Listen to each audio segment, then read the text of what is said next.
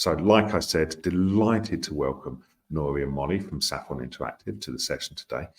Welcome to you both, delighted to see you, and to the 100+ people we've got sitting in the room today. But you don't want to hear from me anymore. We want to hear from Nuri and Molly. So over to you two guys. Fabulous. Thank you so much. And thank you so much for all of you for joining us, and good afternoon if it's afternoon where you are, or good morning if it's still the morning. I hope you're all well. We are really thrilled that you've joined us for today's webinar, where we're going to delve into how you can use AI for more than just content generation, because there's no avoiding it. You can't open your email inbox or scroll through the news without seeing that 2-letter acronym that is AI. But what we want to do today is kind of cut to the chase a little bit and get to grips with actually how you can use technology beyond just content generation and ideation, and use AI as a genuine strategic partner that can deliver a tangible impact on your business performance and help accelerate upskilling and reskilling. So before we get started, just to give you a little bit of a brief introduction, I'm Molly Cortis and I'm a performance consultant at Saffron Interactive. And I've worked in the industry for going on 4 years now. And over that time have worked with clients from all shapes and sizes, from large global mining organizations to councils and not-for-profits. And over that time, I've really developed something that's at the heart of Saffron, and is the passion that I have for helping organizations change their people's performance, change their people's behavior, to boost performance. And today I'm here with Nuri. Hello everyone, I'm Nuri Starsden. I'm a director at Saffron, and prior to joining this lovely organisation that I've really had the privilege of leading for the last 13 odd years, I was in consulting. So I was a partner at KPMG and I led their people services business in London and Eastern counties. But I've also been in-house, so I've had global roles at BP and regional roles at Lendlease. So that's probably enough about us. I'm going to hand over to Molly. Perfect. So before we really get going and get into the crux of it, let's just give you a quick little rundown of what we're going to cover over the next 60 minutes. So firstly, we're going to give you a little rundown of where AI in L&D is at the moment, and maybe give you a bit of a gauge as to how you match up to some of your colleagues. We'll then be taking a closer look at AI outside of L&D and the impact that it's having on the wider business. And we'll also be looking at how AI can help tackle some of the critical workplace challenges that we're all facing, and how it can help accelerate upskilling and reskilling. And then we're going to take you through a bit of a way that you can use AI practically to help deliver that business transformation, and then touch on the ever-present demand that we all have for data, and how we can bring that into delivering that tangible and measurable performance improvement on the business. So let's not hang around any further. Let's get stuck into it. So before we really get into running through some ideas and some concepts, we really want to hear from you and how you are currently using AI to develop your workforce. So I think you'll see a poll pop up for you now on the screen. So you can choose one or more of the options. So are you using it for adaptive learning, content generation and ideation, mapping skills to learning pathways, maybe coaching, something else entirely, or maybe you're not using it at all? So I'll give you a little bit of time to input your response into the poll. Also, if there's something else that you're not that's not sort of presented to you there, feel free to put that into the chat and we can have a bit of a discussion about it. In 30 seconds, Molly, we've got somewhere in the region of 70 responses. Wow. Already. Wow. Well done, everybody. I'm loving seeing the stuff that's on here. The results are coming through. I hope you can see them, hopefully, Molly and Nori. Yeah. I'm unsurprised by what the leading two are. At the moment. I'll give people a few more moments just so they can see what the results are. Anything stand out for you two guys?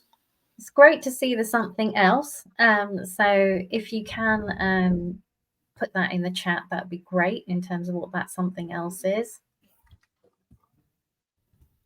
That's great. Thank you for sharing that, Jana. But yeah, what we can clearly see is, over 70% of people on the call today are using it for content generation and ideation. Be interesting to know if that's the only thing you're using it for, or whether there's things alongside that, or what the sort of trend is there.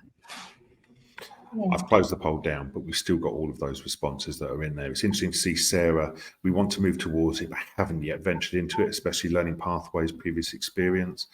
Peter saying voiceovers. James, front end to a wiki. That's a really interesting approach. I'm interested in that one, James. And Hilda saying creating a chatbot, answering FAQs. Fiona, business isn't currently using it, is very cautious. And I think that not currently using it, we've got, a third of people here not currently wanting to use it. I think there is a fear. I mean, what do you think about that? Is that what you're seeing as well? Yeah, I mean, in fact, on the next slide, we've got what, L&D have been polled, and what we're seeing here is very sort of reflective of a 2024 survey that the LPI just ran.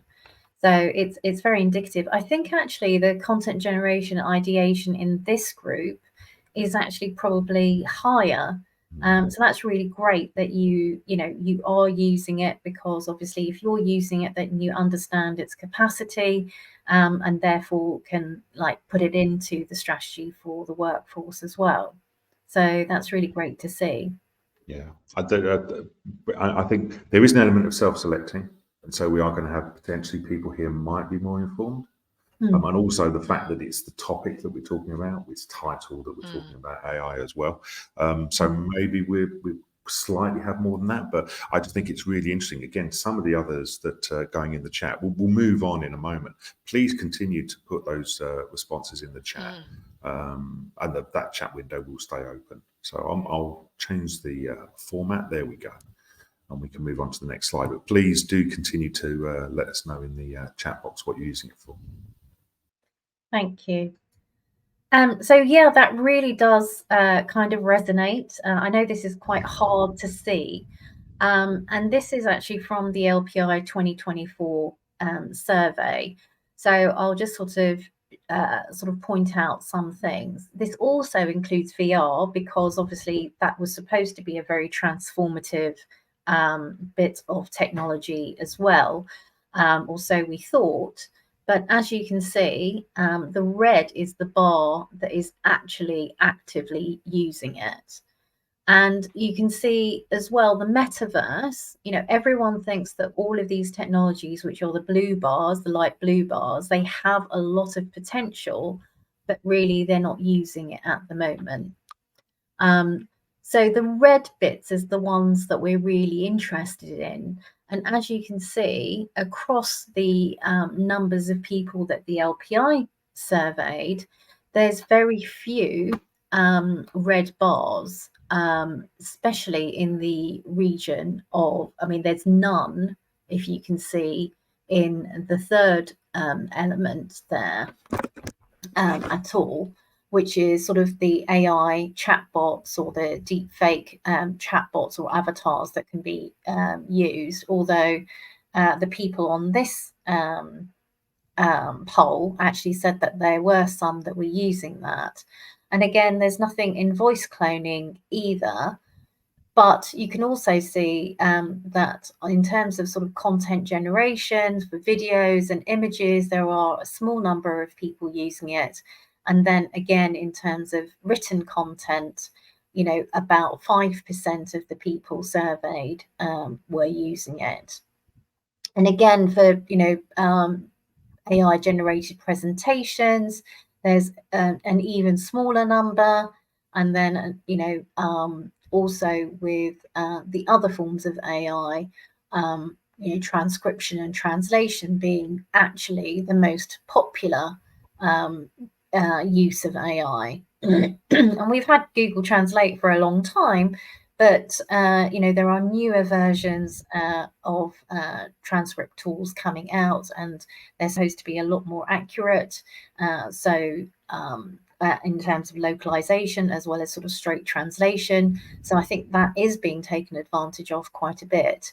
And again, chatbots in terms of assisting on content, there is a little bit of dabbling in that.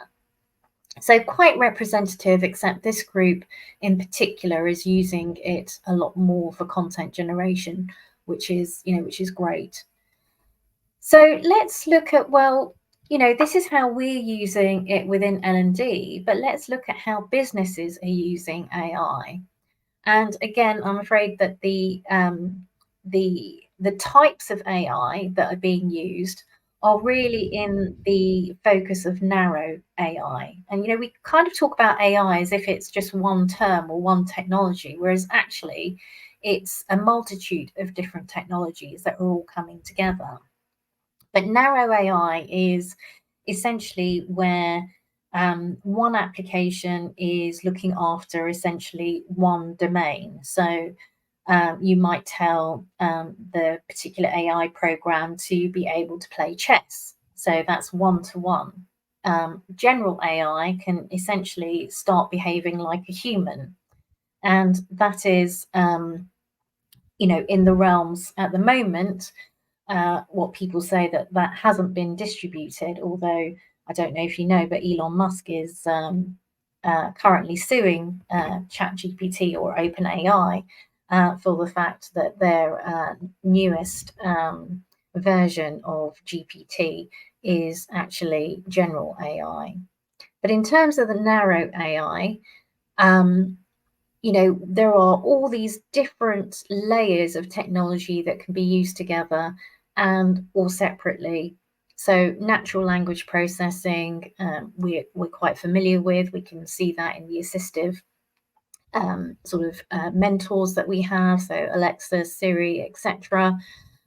Expert systems, this is usually in the area of malware and cybersecurity threat systems, where they're actually detecting things, or diagnostics in healthcare systems, where they're using that to interpret what the medical condition of a particular patient is. So x-rays are being interpreted by AI, for example, MRI scans, etc.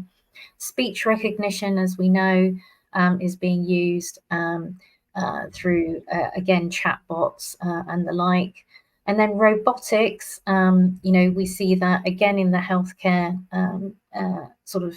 area in particular, but also in other areas in terms of manufacturing, and even now customer service, more and more. And the recommendation systems, as consumers, we've been seeing this for a while now, but is again, using the analytics that comes from that in even more and more elements. And then computer vision is really sort of the higher tech, if you like, where it sort of includes face recognition for sort of things like the home office systems, etc. So it's a wide range of different parts of AI, all narrow AI at the moment. So, still, if you like, even though it is very high tech, it's in its infancy as such. And what does that actually translate to? And what does it have the potential to do?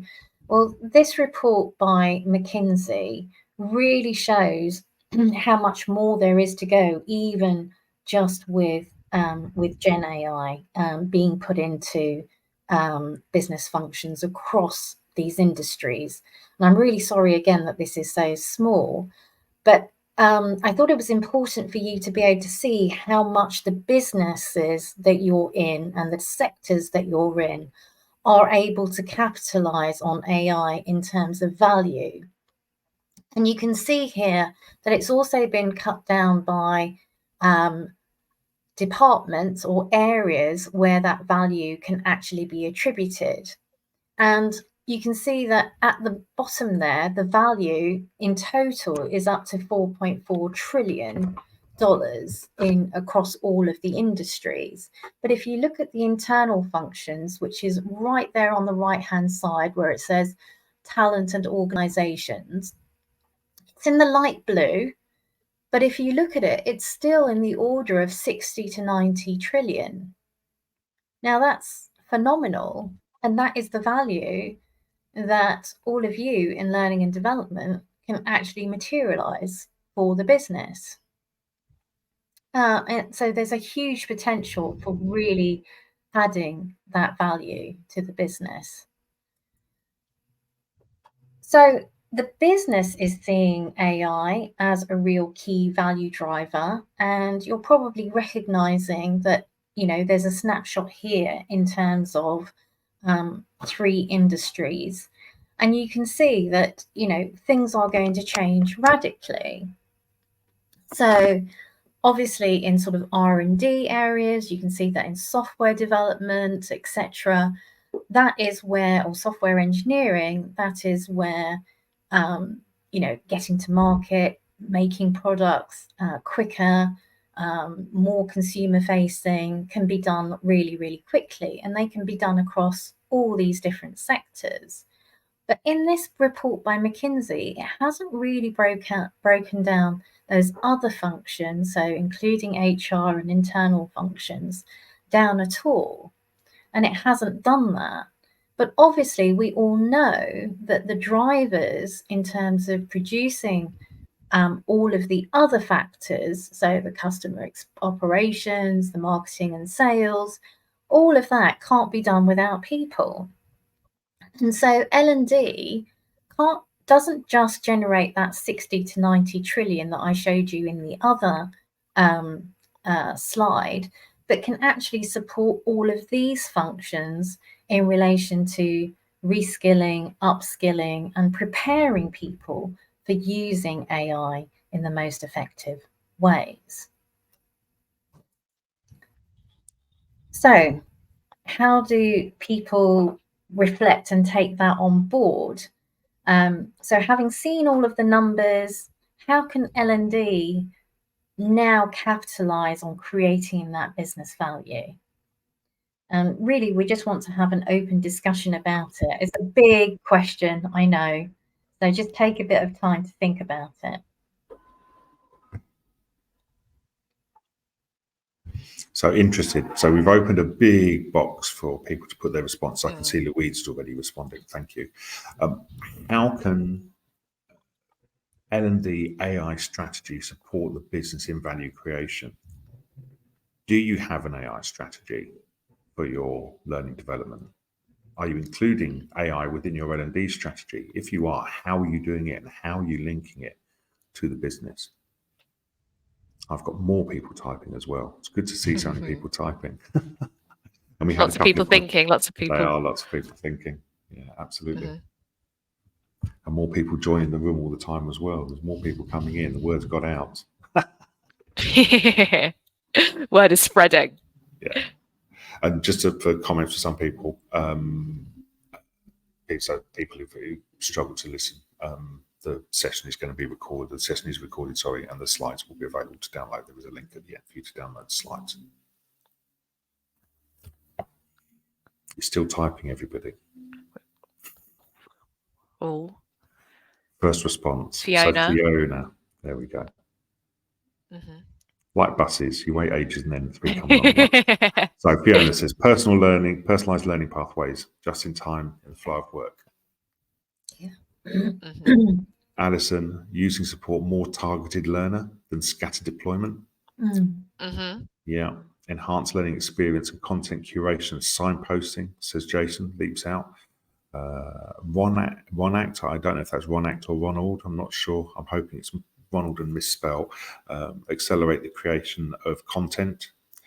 Evidencing competency is key for us this year, says Kerry. I think that's a really interesting one. It's the evidence of competence and looking at work with the company uses to evidence competency and provide insights. There's definitely something data and evaluation related that sits in there. It was interesting in your list, Molly. I couldn't see, I couldn't see data and evaluation very much in there. It feels like that's a gap in some places.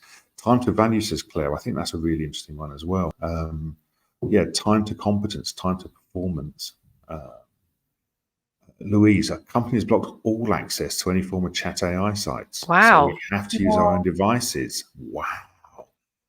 I'd love to know which company that is, Louise. If you can't share, don't. You know, the interesting, be really interesting if it's public or private sector.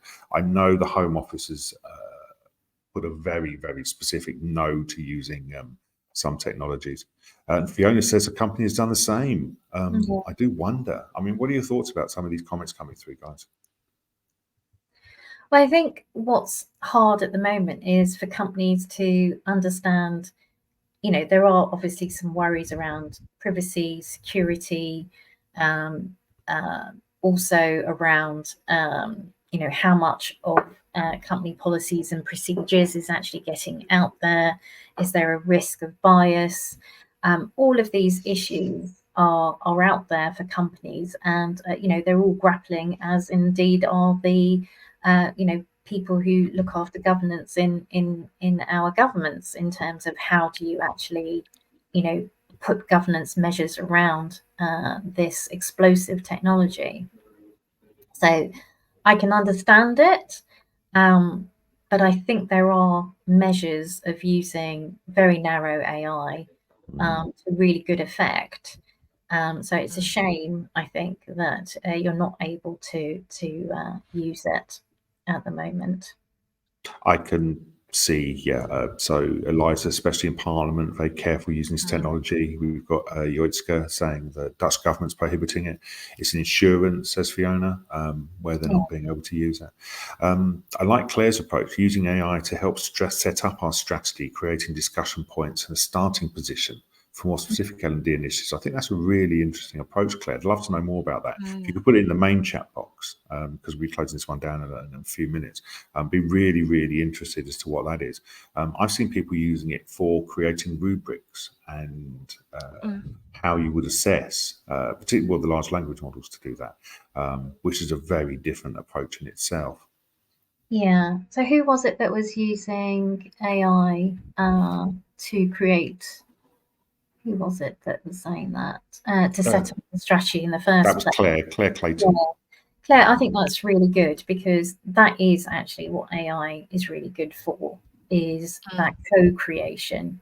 And whether that's strategy or content, I think that's a really powerful way of doing it. You know, I've been reading some articles recently around, you know, how AI is different to other technological revolutions, and how best to actually, you know, make the most use of it. And it isn't about just looking at business processes or your current processes and seeing how AI can make it better. It is actually about co-creation entirely. And so that's, I think, a really smart way of using AI. Yeah. And brilliant, Kerry. Thank you. I really appreciate that as well. Work in insurance too, Fiona, and work with the DPO, so Data Protection Officer, to demonstrate we would only be using it for communications and content with no personal data, and they signed us off on having it. So that there is room for manoeuvre there.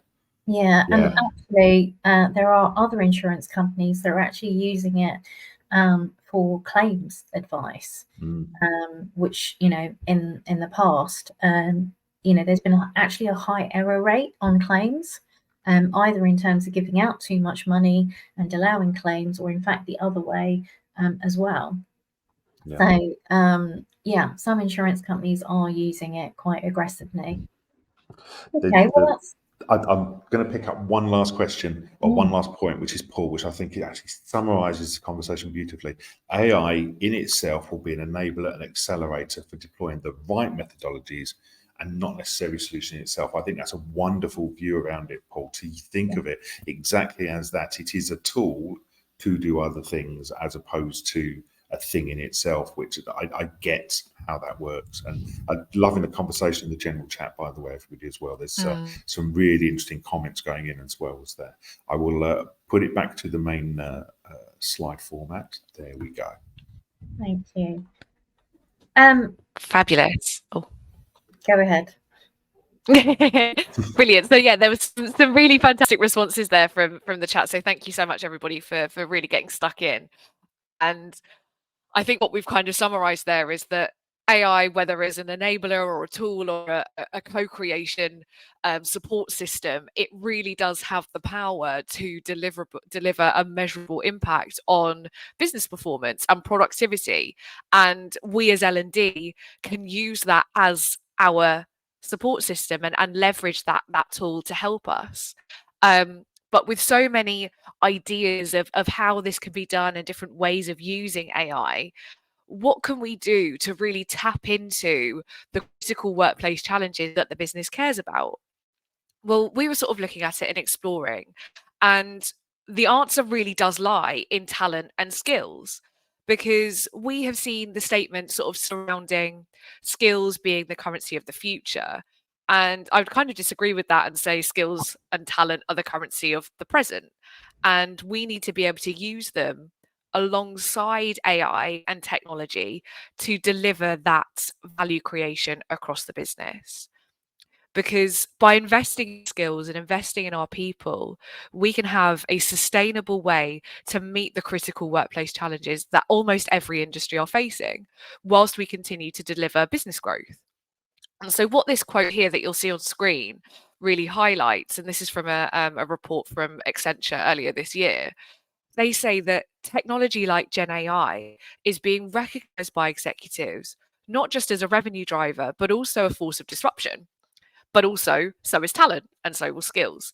So by using technology alone, we can't deliver Gen AI enabled growth. But what we really need to do is prioritize our people alongside that technology to deliver productivity gains of upwards of 11%. And actually, if we ignore the people and skills element of that, then we can, that slashes that gain just to 4%.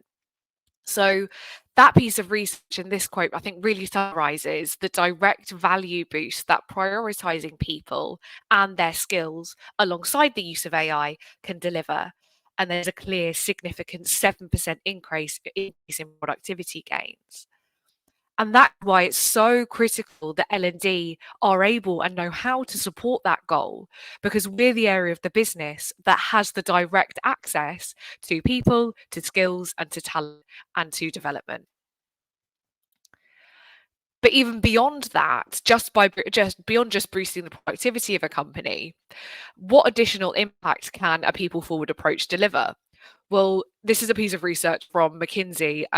They analysed performance through people. And they took a look at organisations who were able to prioritise people and skills development alongside a focus on performance. And what they found was that these organisations were clearly able to create opportunities for their employees to build their skills whilst consistently clearing a high bar for financial performance. So the company showcased here delivered an average of 74 hours of training per employee per year. And as a result, they delivered, they were 4.3 times more likely to maintain a top tier financial performance, and were able to grow revenue 2 times faster than their peers, even whilst navigating the turbulent pandemic landscape. So what this really showcases, and it's not a question, by capitalizing on skills, we can maintain cutting edge expertise inside the organization, we can attract the best talent, and we can respond to an increasingly sophisticated market and changing market. And it's the combination of all of those skills and nurturing that talent alongside the use of AI that's going to deliver that undeniable competitive advantage, that long-term value creation. But I think the answer is there a magic formula to being able to develop an AI strategy inside L&D that delivers on all of those expectations and showcases that value? I'm not sure if there's a magic answer, but I'm going to hand back to Nuri and see if we can get a little bit closer. So most employees at the moment have a lot of cognitive overload, as we all do, and we're all feeling it, aren't we? And therefore, if you can actually find a way of solving that cognitive overload, and you've all expressed it in the conversations here as well, by personalizing those skills development pathways, but at scale, and aligning that with business goals, then you can essentially build self-determined learners. And we need self-determined learners, which is slightly different from, if you like, people that are determined by their own wind, if you like. Self-determined learners are more than that. What they do is they synthesize information. So they are applying their knowledge to different situations and building essentially different neural pathways, different revenue streams. And that's really taking account of things like curiosity, their concern for the future, or how they can actually develop themselves, but being shown those kinds of ways and allowing that cognitive ability to essentially create and innovate is what's really required. And at the same time, we need a different way within the company to actually enable that environment to exist. So, there are some companies that are actually not allowing that kind of exploration of different tools and things like that, which is kind of limiting, therefore, that self-determined learning. But having that company-wide commitment to change, allowing space and time, having that as a clear and communicated strategy, and then obviously measuring what is actually making that impact is really the answer to how you can adapt quickly to people's needs and drive that continuous improvement. So all sounds sensible, and I suppose the answer to that is, how can AI do that? Is it safe? Is it reliable? And what we've looked at here is the bias rates, or rather the hallucination rates, which is essentially how accurate AI can be in relation to guiding people or using it more than for content generation. And this is some of the concerns that people have. But if you look at this is from a table of hallucination rates. And if you just look at just a 3.5 month time span, you can see that GPT-4, for example, has stayed pretty much static in terms of its hallucination rates over the last 3.5 months. But the others are actually catching up quite significantly. So rates, if you like, from the different providers have really reduced in terms of that hallucination rate. So hallucination rate is essentially AI making things up, and therefore, if you like, not being as reliable. But as you can see, it's pretty much close to human error, if you like, or even maybe I would suggest maybe slightly better, even at the worst rate down here. And then, how can you actually do this? Well, coaching has really been shown to help with creating or lessening that cognitive overload. And so using AI in terms of creating those learning pathways and using it to its best effect in terms of all of the narrow AI technologies that we've already discussed is a real way for promulgating that performance and that self-determined learning. So I'm just going to show you our possible solution to essentially creating self-determined learners. Andrew, if you wouldn't mind rolling.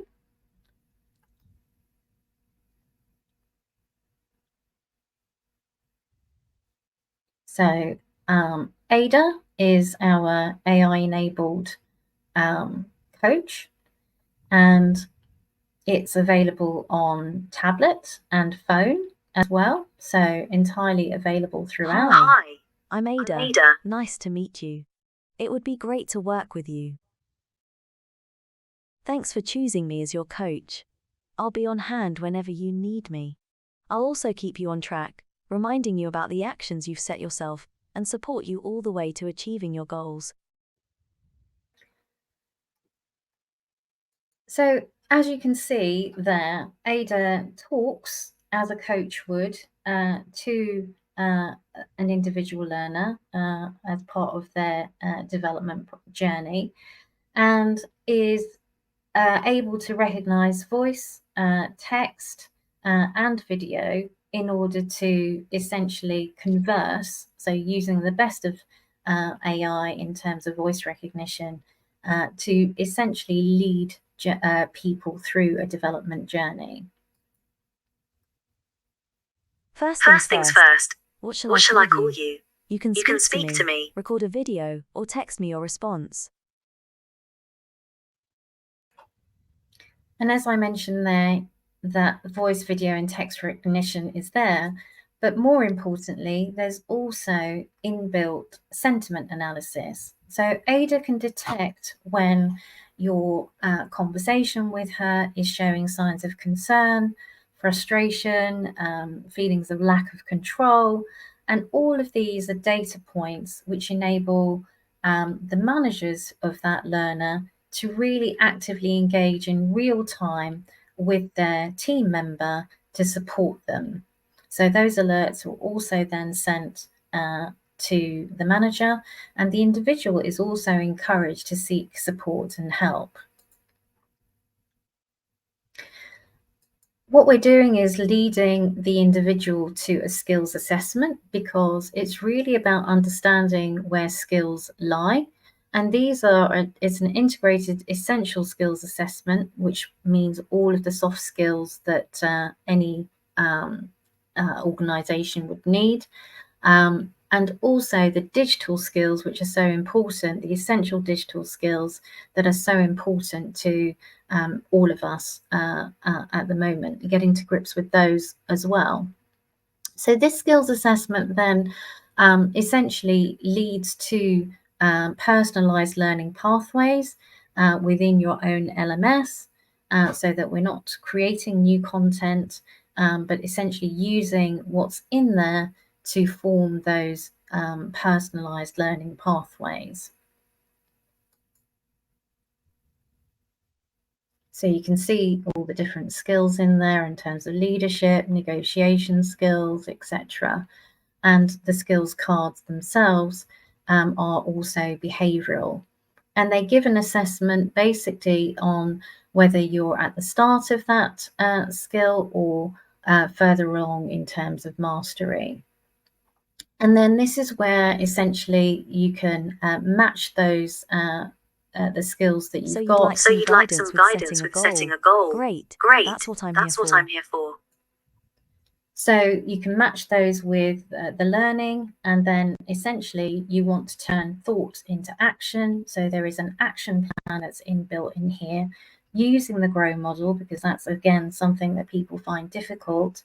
And Ada can essentially guide you through creating a proper SMART goal with that is realizable. Are you ready to get started?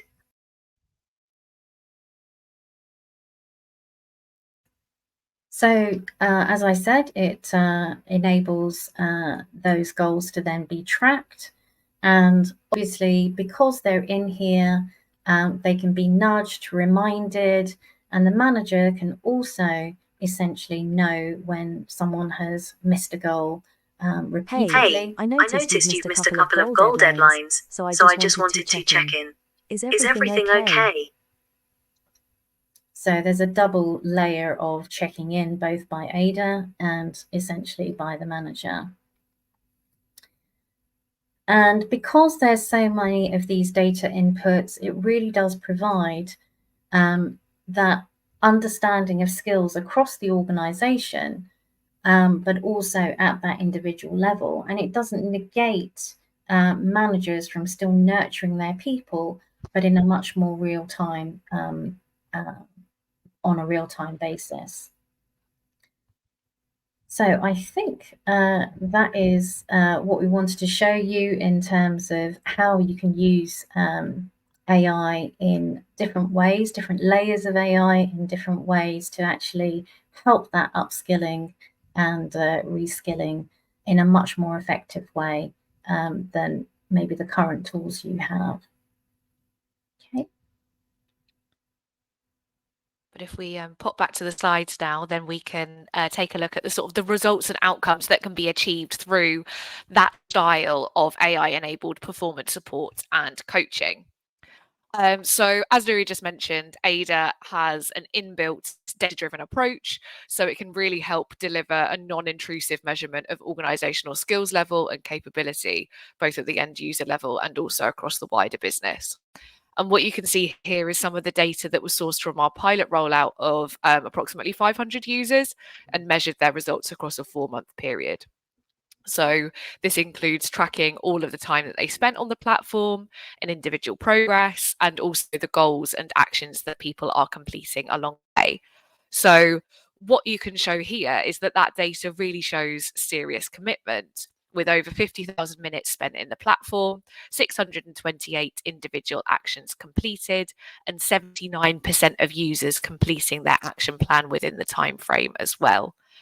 And you can also see there that more qualitative data that was delivered via the platform as well. So an increase in confidence from 36 to 92%, individuals feeling considerably more in control over their future prospects. Learners' concern and worry was reduced from 37 to 10% as well. And individuals who were using the platform were more curious as well. So 90% of users who use the matching functionality said that it compelled them to use to develop a pathway that they had never really thought about and start to develop skills that they didn't even know that they needed to develop. So what this data really shows is that by using AI over and above content generation, we can provide personalized pathways and produce an action plan that reflects it. And that can then lead towards AI becoming that strategic partner that can deliver accelerated skills development over and above just generating ideas for a course or a storyboard, because this is a holistic support that can really empower users to become self-determined and take that action towards focused and targeted upskilling and reskilling. So that means that the content that you do create with support from AI or otherwise can be used more effectively. But what's also important to note is when you're creating learner experiences, either just courses or a larger platform, we really do need to recognize and respond to the user experience, which is exactly what we did with Ada. There's a range of stats here that I'm not going to run through one by one, but what you can see is that by us addressing significant and making significant efforts to remove the frustration that's often felt through uses of chatbots or digital interfaces, we were able to really maintain effectiveness and produce fantastic qualitative feedback from our learners, which was sourced from Net Promoter Scores across the platform. And then finally, it was also sort of extrapolated in user testimonials too, with lots of comments sort of about fantastic engagement and a use of important science behind goal setting, which can really help support internal mobility and retaining those key skill sets that we mentioned earlier. What you can see there is one of our users indicated in that first quote. After 6 months of using the platform, they'd shifted their career path and were now in an amazing new role, which shows a real clear attitudinal and behavioural shift in our users that can help deliver those critical talent and skills outcomes for the business. And so that kind of brings us to a close really for what we're going to run through today. I think it's clear we need to be using AI. Skills and talent are going to be the currency of the workplace, but it really is a human-centered approach to AI that is critical to maximizing that value.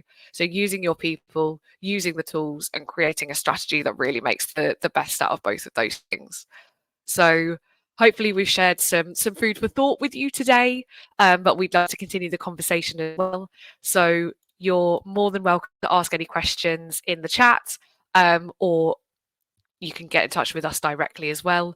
And there's a bit of a QR code there for you. If you'd like to see Ada in a little bit more detail on a one-on-one session, we'd be more than happy to have a chat with you there. So yeah, thank you very much for listening. Awesome. And a copy of the slides, I did promise that you can download the Yes. slides as well if you would like to. Please feel free to click on the scan. You can't click the link. Don't worry, Fiona. I will put a link in a moment. You will see a link come up on screen. I'm looking for questions, and I see that you've had a couple of questions in there. There was questions around the responses from the 500, Nori. I see you responded to that already, which was from Kerry, wasn't it, as to where these users came from. Yeah. Yeah, and can see that was there were a mix of industries. So it's just right. It went out into the public domain. The individuals were aged between 19 to 64, so a really wide range.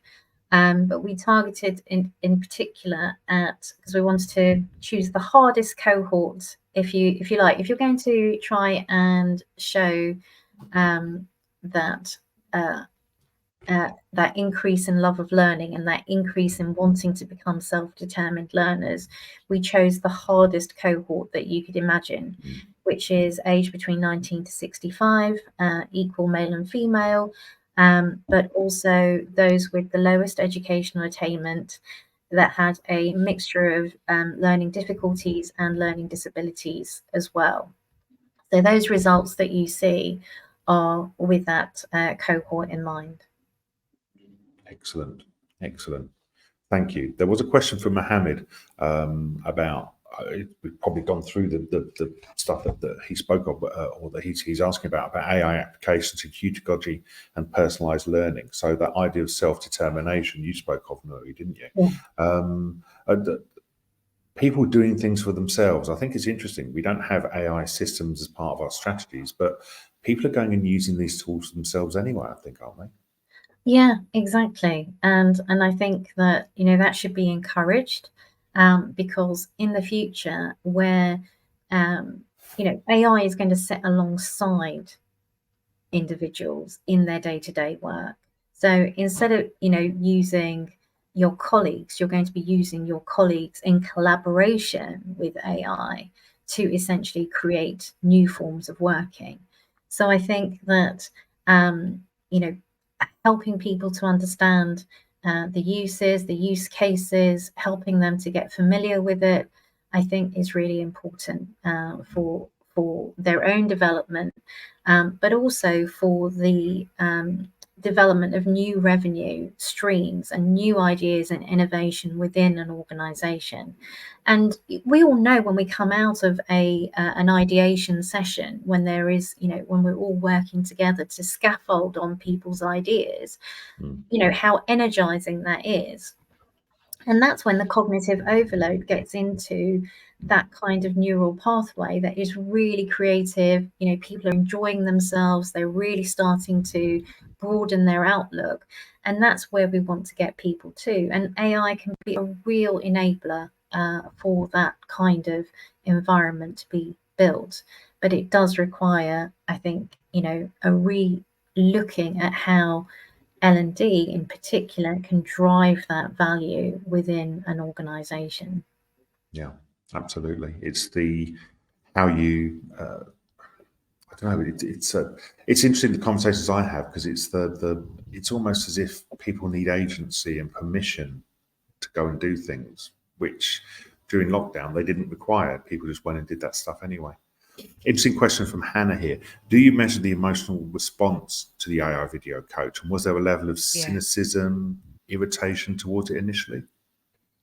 So No. we've got some of the feedback that we had was that specifically on the AI coach using the Net Promoter Scores, we did some analysis on that, and 80% of our users felt really supported by the AI coach, and 80% of them felt it was an engaging experience as well.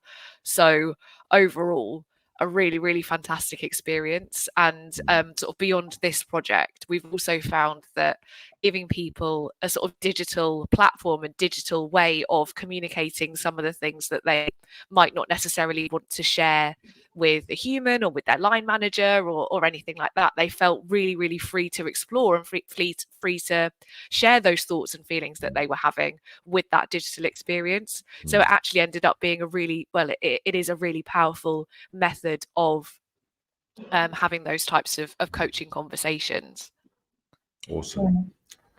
And there's another question here from Holly, but actually I don't think we can answer it here. I think we need to ask the community this one. You mentioned about personalising learning and individuals with learning difficulties. Can you share any applications or tools that can be used to improve accessibility of learning? Do you know what I'd be doing, Holly? I'd be putting that on LinkedIn. I'd be putting hashtag LSG webinar on it, and I'd be looking for that as a question and amplifying it and asking other people who work in L&D, because we've got some smart people in the room here. I know some people are leaving, and thank you for your time and attention, everybody who's been here. But I'd actually go outside and ask the wider community, because that's a really good question. Yeah, I can answer how we've used that to make, if you like, the friction even less. So I don't know if you noticed, but within the Ada platform, we have closed captioning. We can actually, increase the pace of the audio, because people that are non-sighted, listen at a much higher rate and frequency than we do, so they actually speed up the volume. So all of those kinds of things are applicable in the platform as well. And then the normal accessibility guidelines are also in there, so it works with screen reader technology and all of those assisted technologies, are part and parcel of Ada. But really, it's thinking about the experience for everyone, because everyone needs an experience that is easy, because they don't want to have to, use the tools you don't want to add friction by the actual tools that you're using. So it's really sort of getting to understanding the skills that someone has, the transferable skills that someone has, and matching those to the learning that's in your content, in your content libraries already, and really making that personalized development pathway that makes it accessible, in inverted commas, for absolutely everyone. Brilliant. Thank you, Nuri. Thank you, Molly. As I said, if you look in the box on the left-hand side, there is a link there to be able to download the slides. There is also a link there to book a demo. So if you would like to have a look at Ada in more detail on a one-to-one basis, all the details are there. You've also got Nuri's and Molly's LinkedIn details, and mine as well, if you wanted to connect. The link to the recording of the webinars, which is on the Digital Hub, and I've also put the link in there to the McKinsey report that I put in response. There was from what was reported on one of the slides. Thank you. Awesome session. Well done, Nuri. Well done, Molly. But again, I have to say thank you to our audience, because our audience, you make these sessions so much more interesting. It's not to say Nuri and Molly aren't interesting. Oh, God. I'm digging a hole here. Digging a hole. What you do is you add to it. You add to the extra little bit on top, and just makes these things engaging. So thank you, everybody, for your time and your attention. I'm going to put you all into the lobby now, but thank you for your time. And we will see you again soon. Take care, everybody. Thank you so much, everyone. Thank you, everyone. Thank you.